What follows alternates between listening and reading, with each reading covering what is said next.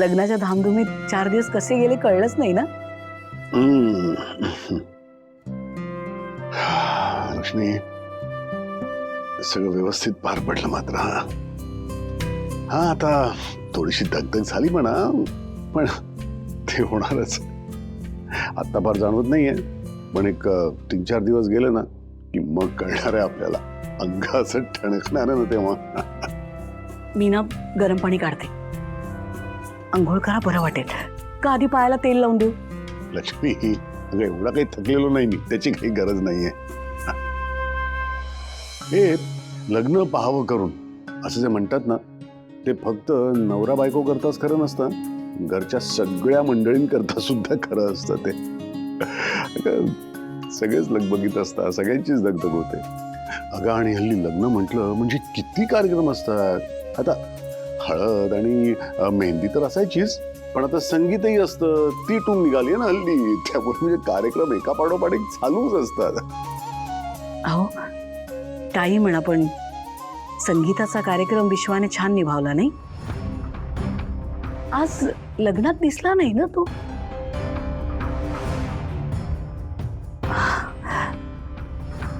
जानूच्या या सगळ्या गडबडीत कोणाच्या लक्षातच नाही आलं. जानूनी बाकी तोंडचं पाणी पळवलं आज. बापरे, मी तर आज देवाला वेठीलाच धरलं. देवाच्याच कृपेने लग्न निर्विघ्न पारही पडलं. पण आता जरा 2-4 दिवस निवांत. विश्रांती विश्रांती वगैरे विसरा. घरघंटीचं काम कोण करणार आहे मॅडम? कामाला लागायला लागणार आहे. हो, बरोबर आहे तुमचं.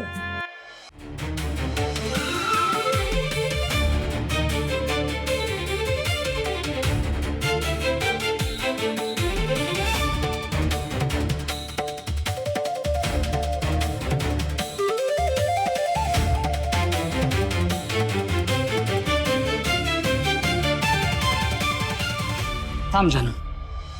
काय झालं जयंत सर? या घरात तू मिसेस जानवी जयंत कानेटकर म्हणून पहिल्यांदाच येतेस, त्यामुळे तू असंच नाही यायचं.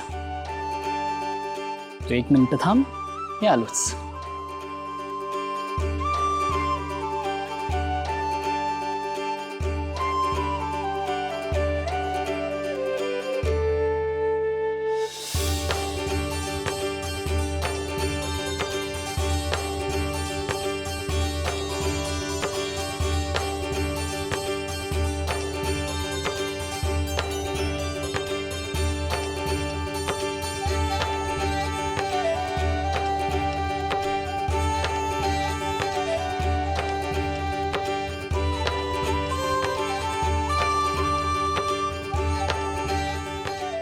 आ, 1 मिनिट.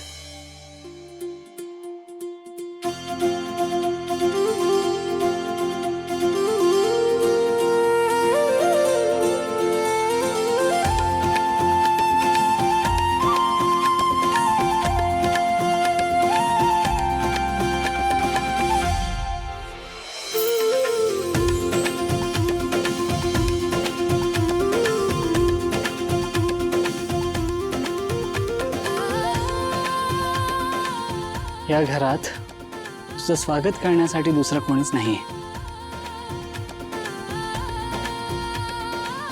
पण आईंनी मला गृहप्रवेशाला काय काय करतात या सगळ्या गोष्टी सांगितल्या. जयंत सर, या सगळ्या गोष्टी तुम्ही किती हौशीने करता, आणि याआधीही तुम्ही माझ्यासाठी काय काय केलंय.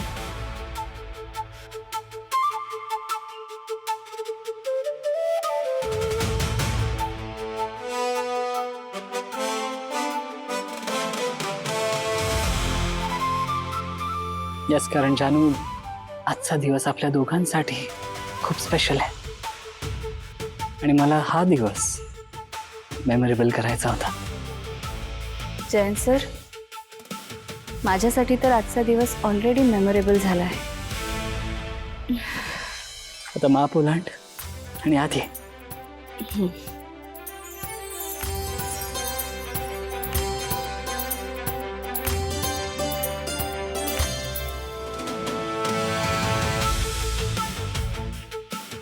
वेलकम टू माय होम जानू. Welcome welcome welcome.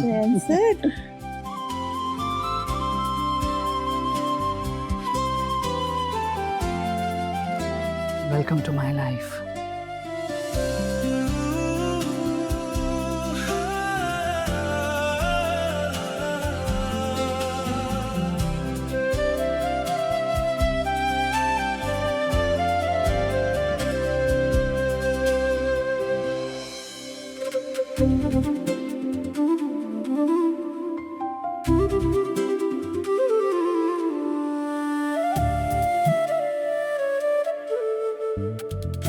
शानू, इथून पुढे आपला प्रत्येक दिवस खूप स्पेशल असणार. फक्त तू आणि मी. आपल्याला डिस्टर्ब करायला दुसरं कोणीच नाही. तुला माहिती जानू, मला आता ह्या जगातला सगळ्यात मी लकी माणूस आहे असं वाटतंय. आय लव्ह यू जानू.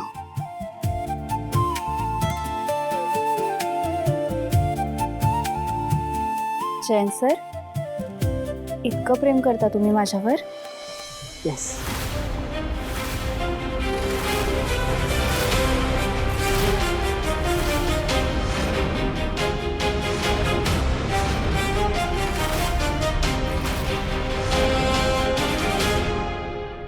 काय झालं जयंत सर? नाही, काहीच नाही.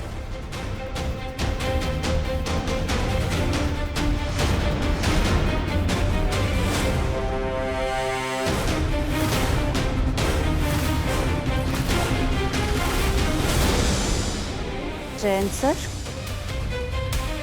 किती स्पेशल फील करून देता तुम्ही मला. खरंच मला खूप छान वाटतंय.